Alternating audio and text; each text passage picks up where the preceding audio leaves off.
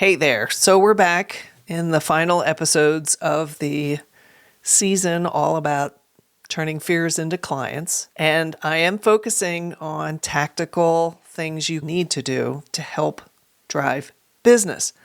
This episode is no different. And what I'm going to focus on in this brief episode is what you can do to improve your ability to follow up. I can't tell you how many clients are not following up with their prospects or building their network. Everything today is based on trust, especially in an age of AI. I wanted to talk specifically about how you can improve your follow-up and your attitude about follow-up. Yes, there's some elements where you can automate follow-up and do that where it makes sense, but don't remove the personal touch that you will be known for from your follow-up. And do it different than other people are doing it. So that's what we're going to talk about in this episode. I hope you enjoy it.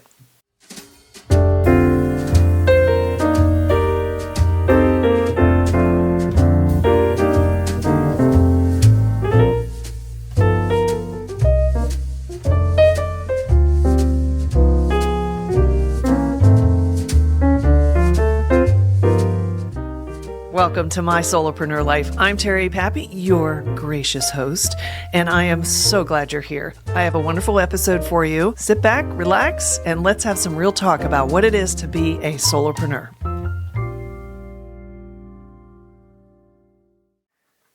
You will find that the way you lose business is because you don't follow up. It's one of the craziest things when I talk to people on consult calls and I asked them, I said, okay, walk me through your sales process. What do you do to get business? In other words, what are you doing for lead generation to keep leads coming into your pipeline? What are you doing to cultivate and foster your existing network and grow that network? What are you doing to learn more about your target prospect? I mean, there's so many different elements that make up the sales process, as you've learned from many of these episodes in this season. But one of the things that I find is a huge missing is the appropriate follow-up. And what's funny is a lot of these people it's like they have a lot of excuses about why they're not following up, or they do one follow-up and if they don't make the sale, they give up and walk away. They don't know how to nurture a prospect through a process of appropriate follow-up, which is a tactical thing that you need to do with every business development effort. So when you're meeting people, when you're reacquainting yourself with folks that you haven't talked to in a while, when you're getting warm referrals that come in and have consult calls with you, or opportunities to meet people at a conference and collect business cards and contact information, the follow-up, and that's a really good example, by the way. It's like when you go to a conference, let me just kind of like attack that right now. When you go to a conference or an event or something where you're in person and you're shaking hands and you're meeting people and you're collecting business cards, you're sharing LinkedIn profile links, and you're connecting with people. Basically, you're briefly meeting them. Sometimes you sit down and have a longer conversation. You really get to know them and what they're about. And you can pretty much determine where they fit in your pipeline. Even if they're not a true prospect, you shouldn't negate that first person, meeting them in person relationship, because you've started a relationship whether you like it or not. And so when you get their contact information, you need to cherish that contact information because you had the opportunity to meet this person in person. And that is huge today in this digital world where everything is coming across via the internet, right? Whether it's video or audio or text, there's a lot of different ways, email. When you have the opportunity to meet somebody in person and get their contact information, that follow-up is so critical because you want to show up differently. And so what I'm going to be talking about in this episode are tactical things that you can try. Some you'll like, some you won't. Some you'll have to adapt to your style and how you go about bringing on a lead into a conversation about working together. When you take all those things into consideration, you can really assess whether or not your follow-up is as good as it could be. And this also goes for content marketing. A lot of people are like, well, I don't want to put so many things, I don't want to post every day on LinkedIn, or I don't want to do this or whatever. No, that's that's really not the problem. The problem is you need to have something to say. You need to be active. You need to be visible. You need to be top of mind. It's a big old sea of sameness out there, and you don't want to come across like everybody else does. Pitch slap people, hit them up, are you going to work with me? Are you ready to make a decision? Kind of sounding that sleazy, pushy sales way. No, you want to build a relationship. It should be about helping, not asking for business. So a really good book that I read a while ago when it came out, and I think this might have been 2 or 3 books ago, from what Gary has recently put out, which is Day Trading Attention. By the way, Gary, the way you come up with some of these book names, I don't know. Anyway, whether you like or don't like Gary Vaynerchuk, he does have some good marketing advice. And the one that I really liked that I'm referring to is Jab, Jab, Jab, Right Hook. Another weird name for a book, but it aligns with the concept of what he's trying to say. And this is also in alignment with the book called The Go-Giver. It's all about giving, giving, giving, giving, giving, and then asking for business. Follow-up is how you do that. Follow-up is the vehicle for you to give to your audience, whether they be a prospect, whether they be someone that just you wanted to add to your network, that you never know, as you get to know them and they get to know you, they could become a source of referral, even if they never work with you. I mean, I've gotten referrals from people that I've never had as clients. In fact, one of my very first really big clients when I started my business was referred by 2 people and one of them I never met. So I think I talked about it in one of my early episodes in the first season. But anyway, so when you understand the power of follow-up, just like in the last episode where I talked about how your website can be a 24/7 sales rep for you, follow-up can work the same way. Follow-up can be a form of sales rep for you, that where it makes sense, you can automate it based on how you work a prospect through your pipeline, through your sales process. You can also find really creative ways to build that relationship through follow-up by giving and giving and giving. Let me give you a few examples of tactical things that you can start doing today, and you should start doing today if you're not doing it already, because whether you're just starting your business or whatever, you have business contacts. If you just got riffed from a company and you had corporate relationships, that's your network. Those are the people that you need to be building these relationships with. Let's take a look at your business is up and running, and you're kind of getting started. You're kind of in your first year or two, and your sales process or your lead generation is still kind of coming together. You're kind of all over the place. You're getting maybe a couple of warm referrals from people that are in your network, which is great. And you want to make sure that you are taking advantage of that gift that is a warm referral and treat that referral like gold. Because even if they don't have the budget or they're not quite a fit for what you do, because sometimes warm referrals will come across that way. You'll have people that will refer people that aren't really quite either ready for you, have the budget, or are a good fit for the solution you provide. But it's a referral. You want to cultivate that relationship. When you get the referral or anybody who comes in, obviously, I've already talked about this, make sure you have an easy way for people to set time to talk to you on your website. Make sure that it's in your email signature. Click here to book a call with me. I have it in mine. And the more that they can find ways to connect with you, even on LinkedIn, you could have a link in your header that says book time here, and just link it to your Calendly or your Acuity scheduling calendar so people can schedule that Zoom call with you. If you're doing it that way, in other words, let's say they schedule that call through your calendar and it's a Zoom call.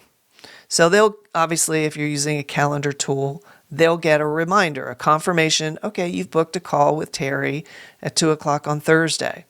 That reminder will have a link to the Zoom call, what time, and the basic stuff. You obviously can modify what's in those emails. It's tempting. It's tempting, and sometimes it's okay. Remember, these are very blurry lines. This is why you have to make sure that this fits your business and that it really caters to the typical prospect that you're working with, the typical client that you want to work with. So if it's somebody who you feel doesn't need a lot of hand holding and things like that, like it's an executive and they're very bottom line, they're a high D on the disc profile and they just want to get it done, then you want to keep things very straight to the point and know that that's your ideal client. So knowing your target client, who you're working with, is really important because that will cater to the content that you're sharing with them or that you're giving them when you get in that follow-up mode of give, or as Gary would say, jab, jab, jab, right hook. They go ahead and they get the confirmation email from your calendar. Most people just leave it at that. You got the confirmation email. There may be another one that happens like an hour before. I think I have that actually. I have like a confirmation email and then I have a reminder that comes to them an hour before the call, something like that. I set it up so long ago, I'd have to book time with myself in order to really determine whether or not, what it has on it. Anyway, yeah, I'm so on top of my business. And here I am giving you advice, right? I'm sorry. It just cracks me up, the irony. You get the confirmation email, you get the reminder email. The main thing is that you want to focus on making sure they show up for the call. So those are good. As I was saying, it's tempting in those reminder emails or somewhere in that early, before you even talk to them, it's tempting to add a link, click here for my newsletter, or automatically sign them up for your newsletter. I am really, really not a fan of forced subscribers. See, here's the problem. This is going to be a little bit of a rant about email. I have clients tell me, I don't want to, send all these emails to people because everybody gets so much stuff in their inbox. Okay. Yes, of course we do. But if it's solicited, meaning if we want to hear from you, if what you're providing is something we value, then yeah, you can email me every day. But a lot of people, what they do is they take that email address for when people are booking time with them, and then they automatically put it on their newsletter list or their whatever they're running, whatever they're sending out, automation. And that's really inappropriate. You really need to do permission-based marketing. So that's my rant. Only have people on your list that want to be on your list. There's nothing wrong with asking them or telling them about what your newsletter or your little subscription thing is all about, whether it's a little mini course or just a newsletter. Like I have a newsletter that's a companion newsletter to this podcast, right? It's called My Solopreneur Life. And I have 9 sections of really juicy stuff. It's like a little mini newspaper. I send it out every other week. And over the holidays, I always take a break, get some hammock time.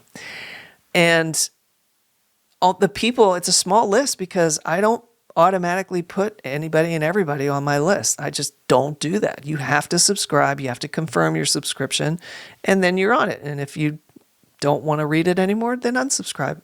We'll still be friends. I just don't take it personally. I used to, but I don't now.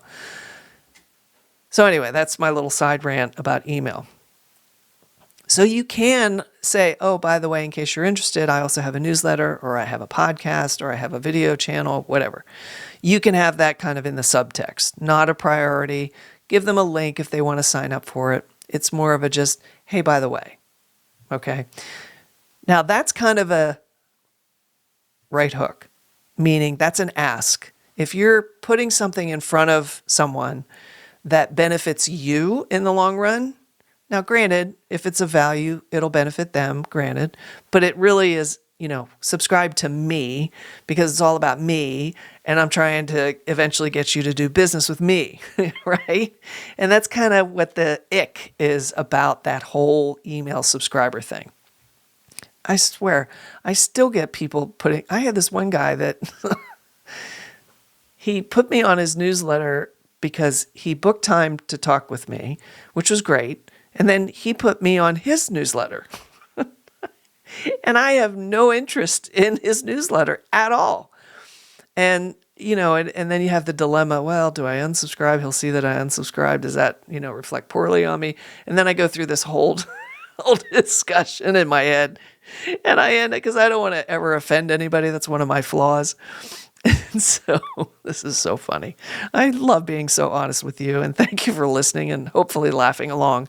And so what I end up doing is, this is so funny. I end up putting a filter on my Gmail. So anytime those unwanted newsletters of people that I've talked to or that I know come through, that they put me on their list, it just goes into my archive. So I never have to worry about it.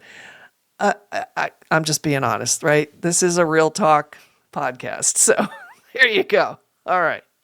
That aside. Okay. So sorry, I'm cracking up about it because it's so funny. So all the more reason to put a newsletter together that's actually providing value. Okay. So that should be your takeaway from that little story there. Let's say you've got those reminders. Yeah, you may or may not put in your access to your newsletter or whatever. That's your call. The next thing is you have the call, right? You really don't know anything about this prospect yet. You're basically kind of operating in the dark. You may know a little bit from the refer. If someone that you know referred that person, they say, hey, like one of my clients, Harry, he is such a dear. He's always sending me referrals. And he'll always send me an email or we'll talk because we pretty much talk every day. He'll tell me, oh, I referred so-and-so to you. This is what I know about them. I think you can really help them with X, Y, and Z. And so it gives me a little bit of context. Plus on my form, when you book time to talk with me, I have a little box that says, tell me what you want to accomplish on our call. Because I want to get some idea what they're really trying to solve. And do they just want to learn about me? Do they really want to talk about their business and so on? You don't know anything for the most part. You're not going to really know anything until you get on the phone or get on that Zoom call with that prospect after they book time with you. So you have that conversation.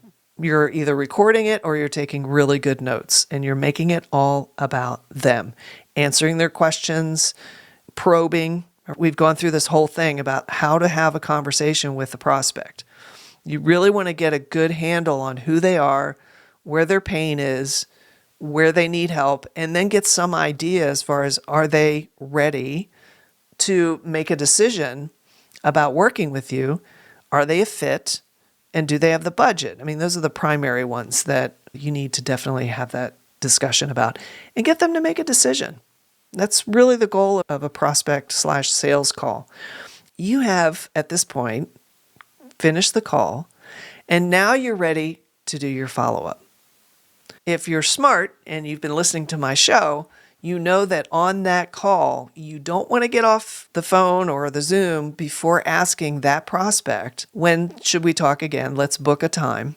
That next step. You want to make that a concrete thing, like get them to get their calendar out and look up, okay, what's a good date? Okay, great. Let's do it on the 4th. I'll go ahead and send you an invite or however you want to handle the scheduling of it, right? Sometimes I just do a live one right on the call. I'll go to my own page and I'll just put in their information just like they would do it themselves, just to kind of help them out. And then they get the email reminder and so on. Make sure that you do that. That's the first follow-up. Is like, what is the next step after this conversation? You want to have the conversation about the next step on the call, whether that's signing a contract, getting a statement of work, getting a proposal, doing whatever that next step is. You want to make sure you have that communication and decision made before you get off the Zoom call or the phone. That's all done. Okay, sorry to drag that out. I'm like, it's really not that big of a deal. You know what you do, right? Now, here comes the opportunities for follow-up. And this is going to be super simple and super fast. After you have had this conversation, you need to take a few moments and make some notes about, like, conduct your own postmortem, your own debrief. Make some notes like, this person has 3 kids. They're into soccer. Any of the personal details that, without getting too creepy about it. You also want to make notes of any interest that you picked up on, anything that they're struggling with. If they're, for example, they're looking for a very specific networking group that's in their industry and they can't seem to find it. Like, they're really struggling with outreach and lead generation, and you know what their group is. There's a huge opportunity for you to help them answer that question. So it's not necessarily something that you do for a paid service, but it's something to help that prospect just out of that giving opportunity, that giving follow-up. You want to make sure that they know that you listened, you heard what they said, and here's a few ideas. You obviously want to follow up immediately after the call and thank them for the conversation. List any kind of follow-up. We'll talk again next month on the 12th at 3 p.m. Let me know if you didn't get the invite or whatever. Take care of those little details, because the more loosey-goosey you are with it, the more that's going to reflect poorly on what it would be like to work with you. If you're kind of sloppy when it comes to that stuff, they're going to think you're sloppy to work with. So remember that when you're dealing with people. Create a positive customer experience from the get-go, even before they become one of your clients or customers. And so that immediate follow-up is typically an email. And you want to just give them a link. Like, I always provide a link to the recording because I have an automatic recording on Fathom of our conversation. And it's more to provide them the opportunity to kind of hear back what they might not have heard during our conversation, because my prospect consult calls, I call them my workshop consults, they really are free consulting. I mean, I had one today that was a wonderful call with a woman who was referred to me, and she was absolutely delightful, and I couldn't help myself but generate some really positive things for her to think about. And on that recording, she can go back and listen again and hear it at a different level. And so to me, that's like a gift to them, to give them the opportunity to revisit the conversation, mainly because of the way I conduct these consult calls. Now, if it was just a typical sales call where I'm basically reading a script, no, they don't want to hear that again. Geez, it's like torture. But not my conversations. They're not like that. And if you ever scheduled one with me, you know what I'm talking about. That follow-up emails to thank them for their time, recognize a couple things that struck you in a positive way, and acknowledge that they're successful, but they obviously are aware of their problems. Whatever you can do to show empathy, to show that you really heard them, that is so important, that they recognize that you truly listened to what they said. And not like you went back to the Fathom recording and took notes based on, oh, he said this and he said that, or she said this and she said that. No, not like that. That's, again, creepy. You don't want to be creepy. You want to be polite, professional, but you also want to be friendly. You want to share some of your personality. If there's one thing that, like for me, the response after the email I sent after this call I had today with this lovely woman was a link to my resource page where I have some books that I talked about. Here's that book I was mentioning on our call. Grab it here or learn more about it. I even had podcast recordings with the author. And just shared a bunch of links. Here's how you can learn this. Here's this. And it's more of a way of saying, I heard you. Here's a follow-up of some of the things that I suggested during our call. And so that kind of closes that door. You're basically completed that experience of someone finding you, booking time with you, having the call, and then getting the final decision of the next steps, and obviously the email that you send where you're giving them the resources or whatever that came out of the call. That completes that first cycle, if you will, of interaction, of relationship building, of having that person get to know you. Now, here comes the loving follow-up, the giving follow-up that you want to do. If you really believe that this person is someone you want to cultivate, and that should be everybody, honestly. There are some exceptions where you're like, oh gosh, that person wasted my time. Like, how did I ever get on that call? They were selling me more than I was trying to understand what their problems were. There are going to be those exceptions because, we can't really pre-screen the ones, especially the cold outreach that we get. I mean, I get my form filled out with people wanting to sell me janitorial services. I work from my home, people. I know how to clean my house. They're all out there, and we all have to filter through them, just like I do with my Gmail newsletter subscriptions that I don't want. The ones that you feel are worthwhile you spending a little bit more time, a little bit more caring and kindness, then those need to go into either an automated follow-up series, or I prefer a very customized follow-up series. And that's something you'll have to do manually. It doesn't need to be really deeply thought out. If you have a pattern of prospects that fit a certain type of pathway, like let's say, like this season, for example, is all about sales. Let's say you have people that are having sales problems. You can create an automation that goes out, and you can figure out the trigger that you want to trigger it. That basically is maybe a 3 to 5 series over several weeks of emails that provide resources, provide talking points, provide a link to a YouTube video, whatever you feel might fit that situation. You'd have to be doing this for a while, knowing that you want to automate some follow-up series. I personally prefer a very custom follow-up series, and I track it inside the contact in my database. That person, I'll say, here are 3 ideas. This is kind of comes out of your postmortem after the call. Boy, I thought this would be a short one, but I'm just kind of going on and on, aren't I? Sorry about that. Oh, well, just play me at 1.5. That way you'll get through it quicker. You can decide as you kind of do your debrief, these are the 3 to 5 or 5 to 7 emails I want to send out with these things. And if it's something you really want to spend a little bit more time on, you can use AI to help you come up with some resources. Like, for example, Perplexity uses a lot of reference material. It'll give you a link to where it gets the information. For example, if someone wants to learn a little bit more about AI in their industry, like let's say they're in automotive and they want to see how AI is impacting their automotive industry in however they're in it, whether they're original equipment manufacturing, whether they work at BMW, whether they work at a car dealership, whatever.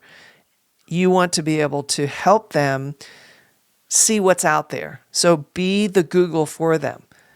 Go on AI and say, give me 5 recent articles in the last 3 months about AI and impacting automotive industry.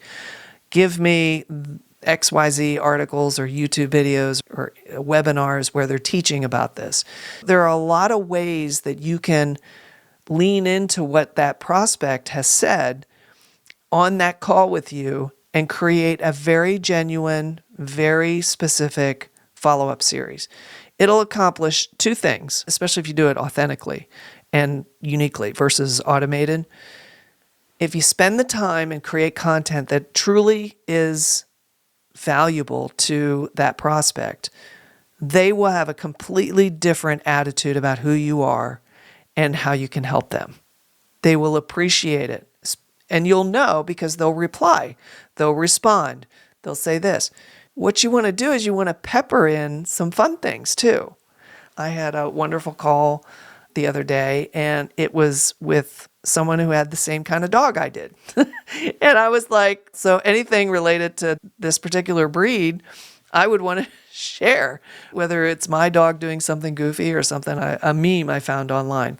I think that we tend to be, and this is my wrap up, we tend to be too corporate in our business practices, the way we communicate with people. And when you're a solopreneur, you have a beautiful opportunity to be yourself and to have some fun and to know that that person that could become a client or customer is another human being who has a sense of humor, who likes a good laugh and wants to build a relationship that is built on trust and empathy and understanding.